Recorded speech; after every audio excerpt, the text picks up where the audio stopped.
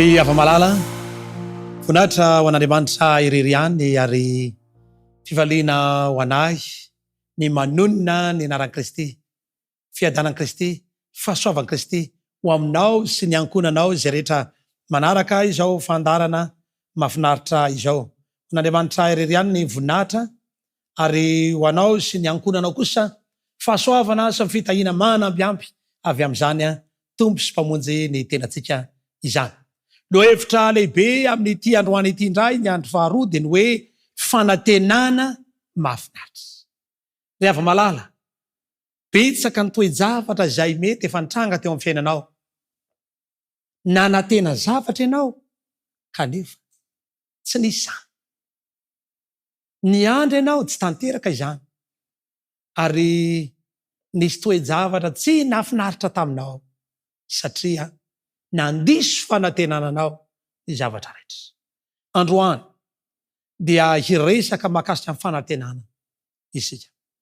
Dia ny fanantenana mahafinaritra, fanantenana izay tsy mandiso, na oviana na oviana ary mbola tsy diso satria Kristy ilay mbola tsy diso ny manoloana atsika amin'ny alalan'ny teniny izay miresaka ny amin'izany fanantenana mahafinaritra izany. Fikasan'Andriamanitra mantsy ny amerina miloniny indray ity planeta tany izay nisy antsika ity, rehefa norombahan'ny devoly, nopotehany Satana ary simba, dia tapa-kevitr'Andriamanitra fa amerina amin'ny loniny indray. Mampalahelo ny trangan-javatra fa raha namboatra ny tany izay rehetra ho aminy Andriamanitra dia hoy Kristy manao hoe indro tsara indrindra izany, kanefa dia rava, potika, fototra teo am-pelantanany Adamaseva ilay fahatsarana izay nomen'Andriamanitra. Ankehitriny nefa dia tapa-kevitr'Andriamanitra amerina izany. Voaroka tao amin'ny say edena Adamaseva satria tsy voatazon'izy ireo ilay hatsarana no manin'Andriamanitra ary nampalahelo fa dia tafasaraka tamin'Andriamanitra izy.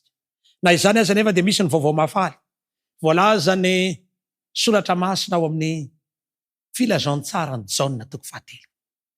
Haitsika rehetra tsenjery ny 9:1 manao hoe fa toy izao no nitiavan'Andriamanitra izao tontolo izao, nomeny ny zanany lahy tokana mba tsy ho very izay rehetra mino azy, fanana ny fiainana mandrakizay. Ary maty Kristy teo amin'ny hazo fijaliana mba hamonjena antsika tsirairay avy. Izany no fitiavana faratampony izay nataon'Andriamanitra ho ako, nataon'Andriamanitra ho anao ihany koa. Koa manasanao manokana ankehitriny mba hanomana ny fonao sy ny sainao ao amin'ny Kristy. Anina moa raha hiara hivavaka isika mba ahazoantsika mametraka eo am-pelantanan'Andriamanitra indray izao fandarana manokana izao, hivavaka isika. Jehovah Ray Masinao, sotranao zahay satria na dia very teo am-pelantanan'ny ireo razam-be-anay azy ny hatsarana rehetra teto amin'ity planeta tany ity, dia nanolotra an'i Jesosy ianao mba hamonjy anay ary tapa-kevitra fa ho averinao amin'ny loniny zavatra rehetra. Ka taio izao fotoana iarahana eto izao, mombanay ianao Tompo, mitenena aminay ary ampifantaro anay ny hevitry ny teninao ary toetra ao am-ponay izany anaran'i Jesosy. Amen. Rehefa hiala teto amin'ity tany ity Kristy niaraka amin'ny mpianatra, dia niteny tamin'ny mpianany hoe aza malahelo ianareo fa tsy mahatsara anareo ijanonako eto fa andeha aho, andeha aho, vetivety aho dia hitanareo ary vetivety indray aho dia tsy hitanareo. Nalahelo ny mpianany, voaiza ianao? Dia izao no voalazan'ny tenin'Andriamanitra ao amin'ny filazantsara ny Jaona 2:11. Filazantsara ny Jaona 2:11 dia manomboka ny 9 voalohany sy manaraka. Aza malahelo fonareo, minoa an'Andriamanitra minoako, fa ohatrany raiky to mety fitoana maro, raha tsy zany dia efa nilaza taminareo aho fa andeha amboatra fitoanao anareo. Ary raha andeha amboatra fitoeranao anareo aho dia ho avy indray ka handray anareo any amiko ka izay toerako no toeranareo. Izany no fanantenana azo antoka, fanantenana mahafinaritra. Andeha aho Kristy dia ho avy indray ka handray anareo ho anamiko. Ho avy indray Jesosy rehefa malala. Ho avy indray izy. Zany ny fanantenana napetraka Kristy, ary zany fiaviana zany dia fiaviana arabaky teny. Tsy hoe mikipy ianao dia mandray aneritreritra na hoe nofinofo zany, fa tena arabaky teny zany fiaviana zany. Tahaka ny Kristy namorona izao tontolo izao, tahaka ny Kristy maty amin'ny hazo fijaliana, dia ozy izy ho avy indray aho, mahatsara anareo ny fialako. Satria rehefa miala teto izy dia anomana ilay fitoerana ho atsika, dia ho avy indray eny aminao lanitra. Ary ny tenany mihitsy no ho avy amin'izany hoe ho avy indray izany. Hoy ny tenin'Andriamanitra ao amin'ny Isaia toko Asan'ny Apôstôly Asafady, Asan'ny Apôstôly toko 1, 1:20.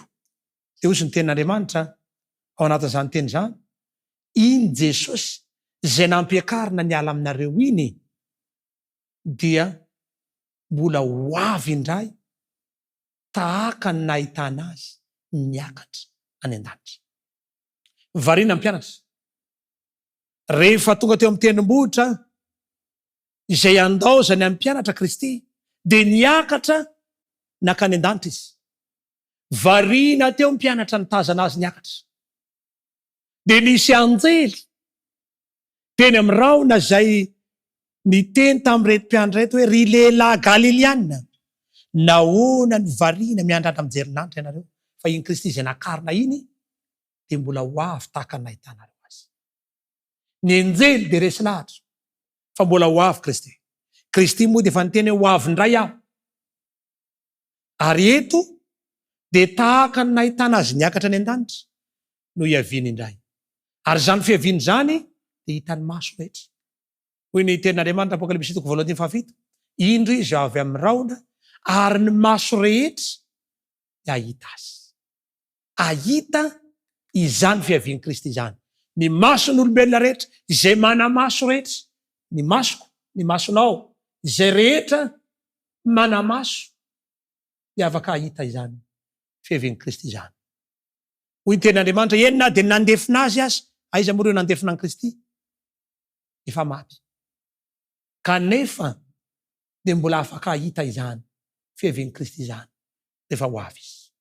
Hoy ny voalazan'ny tenin'Andriamanitra ao Mateo 4:30: ary amin'izany andro izany dia iseho eo amin'ny lanitra ny famantarany amin'ny zanak'olona, ka dia hitomany ny firenena rehetra ambony tany. Ary ahita ny zanak'olona amin'ny kery sy voninahitra lehibe amin'ny raony lanitra izy. Hahita ny zanak'olona, ny olombelona rehetra, ny maso rehetra, na tia azy na tsy tia azy, na nanaiky azy ianao na tsy nanaiky azy ianao, dia ahita azy. Fa ny mampalahelo dia misy ny hitomany diso fanantenana, fa misy kosa ny faly, satria tonga lay ny vonjena, tonga lay namonjy, izay nandrazana, ary voavonjy izy, voavonjy ny ankonany. Izany fiaviany Kristy amin'ny rao lanitra zany dia hoen'ny maso reny sofina. Izay olombelona mahana sofina dia andre ny maso mahita. Hoy ny tenin'Andriamanitra: dia isy elatra sy feo kotrokorana, ary isy horotany mafy izay tsy mbola nisy toy izany. Apokalipsy 1:20: ary ny nosy rehetra dia mandositra, ary ny tendrombohitra tsy hitaintso. Fiaviany Kristy amin'ny rao lanitra dia ho hitany maso, ho reny sofina. Fa ny tenany tompo no hitany avy an-danitra amin'ny fiantsoana sy ny feon'ny arkanjely ary ny trompetran'Andriamanitra, ka izay maty ao amin'ny Kristy no hitsangana aloha. Tesaloniana 2:9-20. Ho avy indray Kristy ary arahana trompetra, ny maty atsangana, ary ny velona hovaina ao anatin'ny raim-pimaso. Izany fiaviany kristiana amin'ireo lanitra zany no anisany fotoana lehibe izay iona ny voavonjy rehetra, izay velona dia hovaina ao anatin'ny raim-pimaso, akarina eny amin'ireo lanitra hitsenany tompo. Ireo maty dia atsangana tsy ho lotsony ary hitsenany tompo eny amin'ireo lanitra. Fionam-be rendez-vous ny voavonjy eny amin'ireo lanitra. Ary tsy ho ela izany fotoana izany rehefa malala, tsy ho ela izany. Ianao izay miaino sy manaraka izao fandarana izao dia tokony ho iona amin'ny Kristy eny amin'ireo lanitra. Eny ny rendez-vous ionantsika amin'ny Kristy. Amboary ny fotoana, amboary ny fonao, amboary ny sainao, teny izao mba ho vonina tsenany tompo eny amin'ireo lanitra. Fa fotoana tokony hiomanantsika ho amin'izany. Ary ny tenin'Andriamanitra no anisan'ny tokony fikirantsika lalina, satria izany no tokony atao. Izany no tokony ho heveritsika. 2:10 Tesaloniana 2:4. Ary rehefa afaka izany dia isika izay velona ka mbola mitoetra no akarina hiaraka aminy eny amin'iraona dia hitsenany tompo any amin'ny habakabaka dia ho any amin'ny tompo mandrakariva isika. Jereo any le toe-javatra makasara isaitsika. Rehefa ho avy kristiany amin'ireo lanitra dia ny maty dia atsangana tsy ho lotso. Dia rehefa vita izay le maty eto zany, tsy izay rehetra maty, fa hozy ny tenin'Andriamanitra hoe ny maty ao amin'ny Kristy.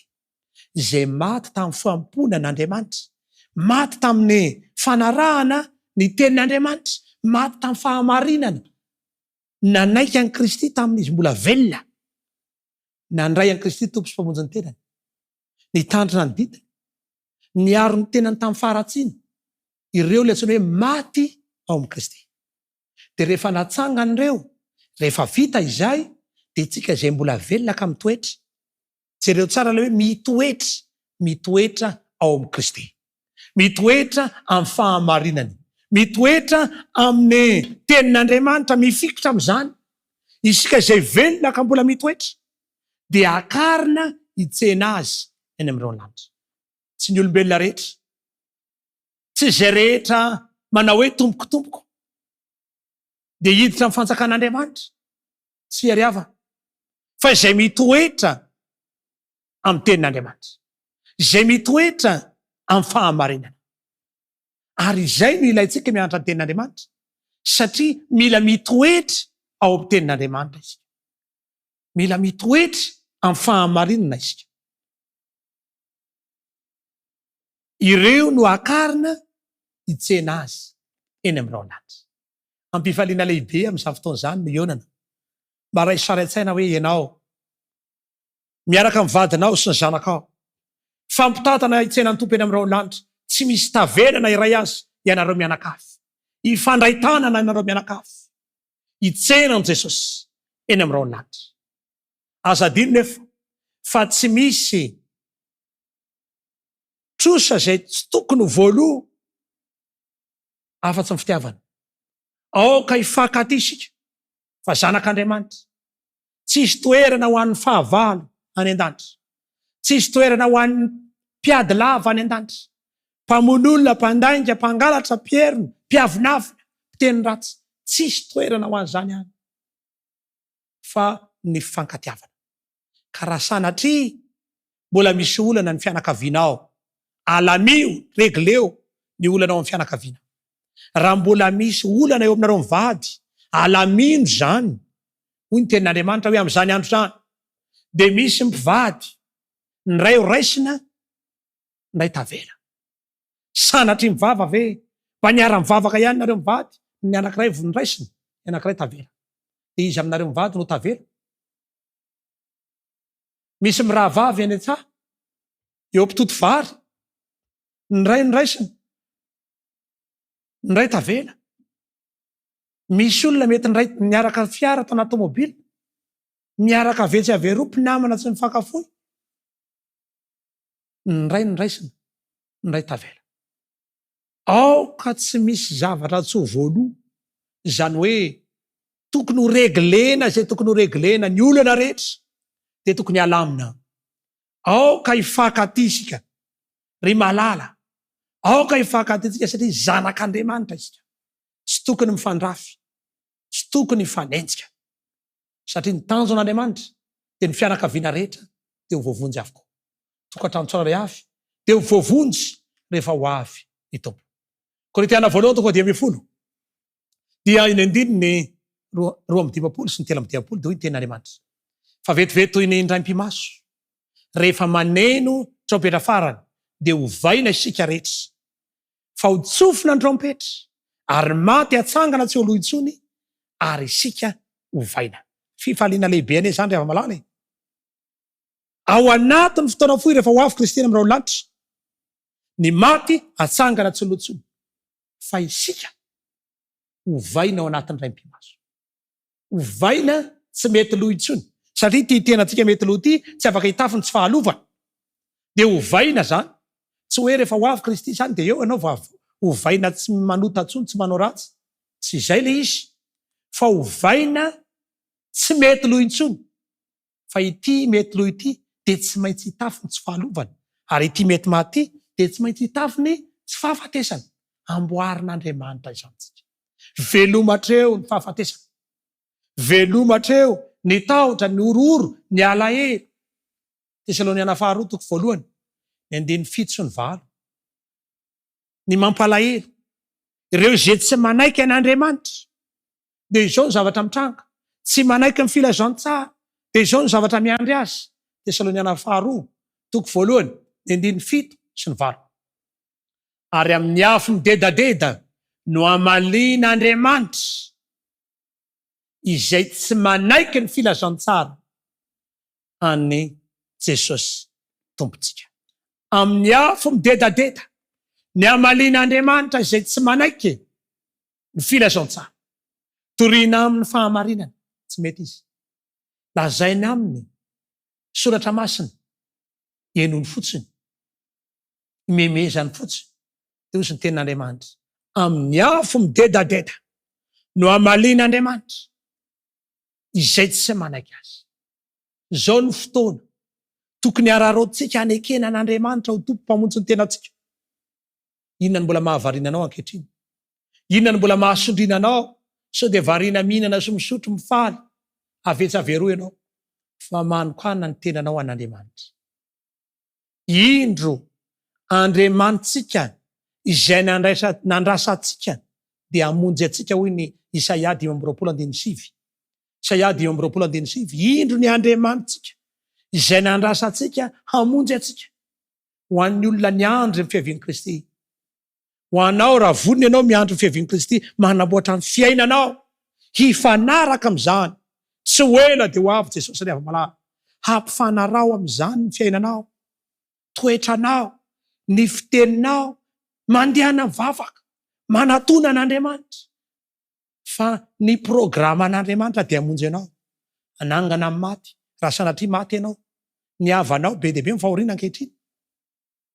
Avetsavero betsaka, aza malahelo an'izany.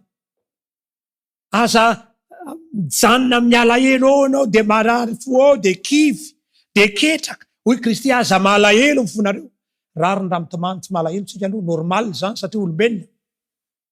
Fa ny diso fanantenana eo hatramin'ny farany tsisy fanantenana intsony tsy mety. Fa ho avy fotoana ananganan'Andriamanitra ireny namantsika, ray aman-dreny, zanaka, havana, vady, izay efa nelo lalana nodimany ireny. Ho atsangany Kristy ary fifaliana lehibe nionana amin'izany fotoana izany.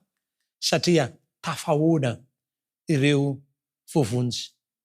Tafahoana indray ireo tsy nionana ireo fotoana ela. Ambonahatra ny fiavian'i Kristy amin'irao ny lanitra. Mateo 4:30. Ary ahitany zanak'olona amin'ny hery sy ny voninahitra lehibe amin'iraona izy.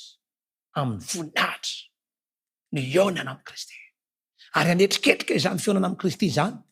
Satria tahaka ny elatra avy any antsinanana, mipakatra any andrefana, dia tahaka izany ny fiavian'ny zanak'olona.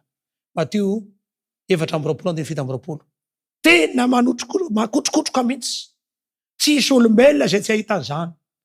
Ary azo antoka tanteraka ny fiavian'i Kristy.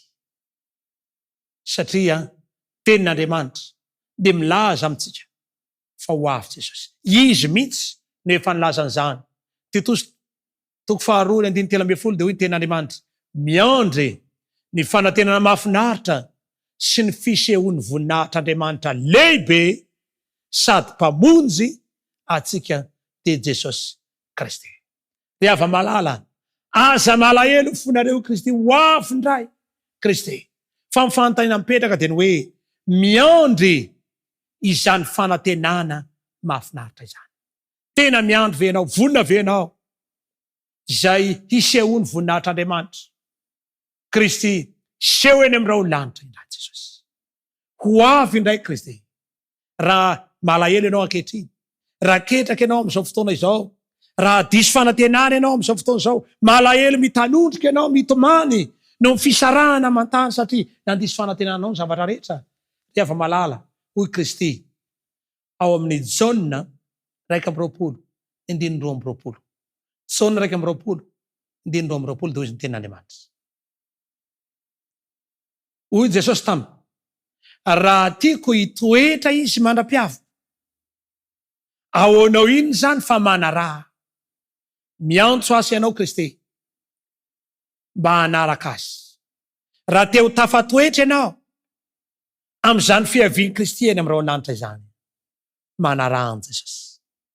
Arao izy, hamboaro ny fiainanao, aza manaraka fotom-pampianarana, aza manaraka olombelona, fa manaraha an Jesosy. Izay ny tokony ho izy. Indray andro rehefa nanao fahagagana Kristy, be dia be ny olona niazakazaka nanatona an Kristy satria nisy fahagagana. Misy indray ny sasany nahazo sakafo, mofo 5 hazan-drano 2, dia lasa faly satria nihinan-kanina, voky. Dia ao indray ny sasany tondra ny marary, dia ho aminy dia sitrana. Misy demoniaka sitrana. Dia te hanaraka an Jesosy. Fa rehefa tsy nitranga izay zavadray, dia niala tsikelikely ny olona. Misy karazany olona mandeha mivavaka manaraka an Kristy satria mitady hanina. Misy karazany olona mitady sakafo, mitady tombotsoa, te ho sitrana, dia manaraka an Jesosy. Fa ianao, inona ny tena anarahanao an Kristy? Tombotsoa manokana ve ny tena hitadiavanao an Kristy sa inona? Hoy Kristy manao hoe, raha te ho tafatoetra ianao mandra-piaviko, manaraha. Izany vahaolana, raha te ho tafatoetra isika, dia manaraha an Kristy. Dia hoy sisy Kristy hoe, ianareo koa ve mba handeha tamin'ny mpianany? Rehefa lasa daholo ny olona, nandao an Kristy daholo ny olona. Dia hoy sisy Kristy, nareo ve mba handeha? Dia hoy sy mpianatra manao hoe, andeha ho any amin'iza moa izahay? Rehefa malala, manaraha an Kristy. Ny lehilahy anankiray izay nararina amin'ny fotoana maro, dia hoy izy, anaraka anao naiza alianao. Fa napahakevitra ny olona ny ovafo, tapakevitra fa hanaraka an Jesosy. Feno fahoriana, fijaliana ny fiainany, ary demoniaka le lehilahy. Tsy nahitana vahaolana intsony fa rehefa nahitany Kristy izy dia niazakazaka nanatona an Kristy. Sitrana izy, fa niteny tamin'i Kristy hoe, anaraka anao aho, naiza alianao. Mety ianao koa lay feno fahotana, feno faratsina. Dia ava malala, afaka mandray anao Jesosy, ary misafidiana anaraka azy. Atenao mba anaraka an Kristy, manasa anao aho, iara hivavaka amiko. Raha sitrakao ny hitsangana dia tsara indrindra izany. Raha afaka mitsangana ianao dia mitsangana, fa hivavaka manokana ho anao aho. Hivavaka isika. Ray masonao misotranao zahay, fa ny vahaolana tsara indrindra amin'ny anarahana anao sy tsenanao eny amin'irao ny lanitra, dia tsy misy afa-tsy hoe mifikitra aminao rery any. Tompo masonao, anaraka anao zahay, tapa-kevitra izahay, hitsangana ankehitriny, manolo tena ho anao, tehirizy ho anao Tompo, ary tazony mandra-piavinao eny amin'irao lanitra. Misaotra Tompo. Amena. Ho an'Andriamanitra rery any ny voninahitra makasitraka antsika rehetra momba anao aneny Tompo. Karaha ho avy eny amin'irao lanitra izy azadino fa tsy ho adininy ianao. amen.